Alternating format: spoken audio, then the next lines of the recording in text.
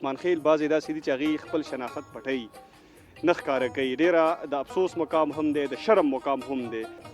په تحصیل تنګي کې 60% او په 400 کې 25%، دغسې په شب قدر کې 15%. دا زموږ ټرایب عثمان خیل آباد دي. 28 نومبر کال 2015 نه پس خپل شناخت عثمان خیل بچي نه پټوي انشاءالله. بسم الله الرحمن الرحیم.